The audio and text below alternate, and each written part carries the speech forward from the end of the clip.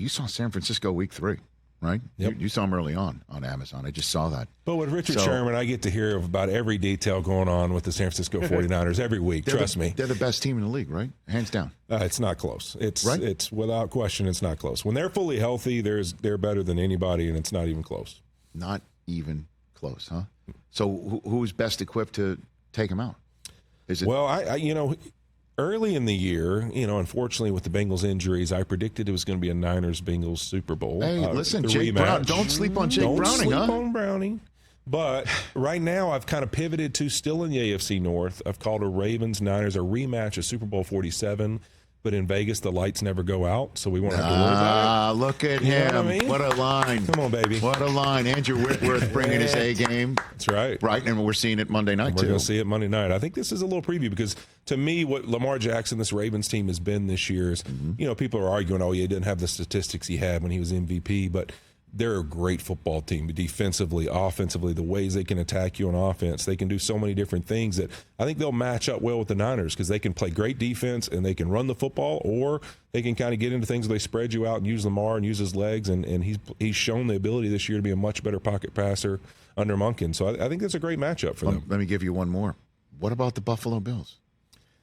They're hot. Well, they're hot, but they also look sustainable. And here's why. Number 4 is special. Playing. He's special. James Cook is playing like Christian McCaffrey. Is there anybody that was happier on Monday than Josh Allen? The fact that I didn't have to do anything. I just went out there and I just played football. By the way, Andrew, name me another time he could say that in his professional career. Seriously, since he starting for the Bills, name me another time where the team boat raced another team or just won. And he just said, all I had to do was just make the plays I had to make. The pressure was completely off him against Dallas when you thought he's going to have to be Superman. That's what we're talking about on game day morning. We talk about Superman versus Superman. He's going to have to put on his cape to win. Oh, that's James Cook. Oh, James Cook's wide open. Let me get him. Unreal. Yeah, and I think on the flip side, what I just said about Jacksonville and Trevor Lawrence feeling pressure, Josh Allen just won a game against one of the best teams in the NFL, didn't have to do anything. That takes it off of you, and you go, all right, I trust our plan. I trust what we're going to do, and now I'm going to play with some freedom. And how special Josh is, if they can continue to lean on this run game and let him be him, when Josh is free and playing that kind of style of football that he can, he's one of the rare guys back there with the football in his hands there is in this game. Without a doubt. And if I'm the rest of the league, I am rooting hard for the Colts and the Bengals and the Browns. Keep winning, because that's the way you're going to keep Buffalo out, unless the Dolphins lose one of their next 2 and the Bills don't slip up against Easton Stick on Saturday and Bailey Zappi at home.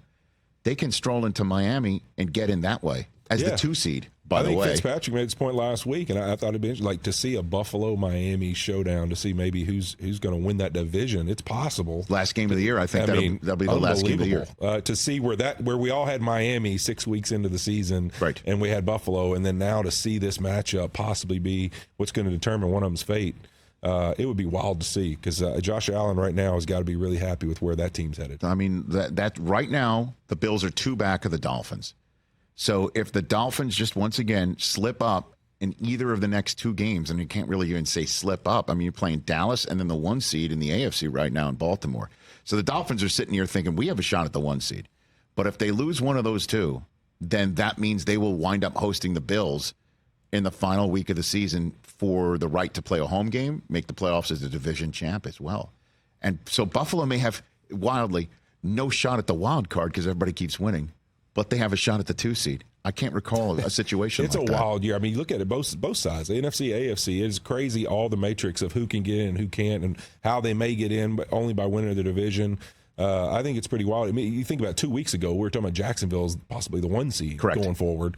And now we got a situation where they're in trouble getting walked down and getting knocked out of this thing. Catch the Rich Eisen Show every single day on the Roku channel, 12 to 3 Eastern, for free.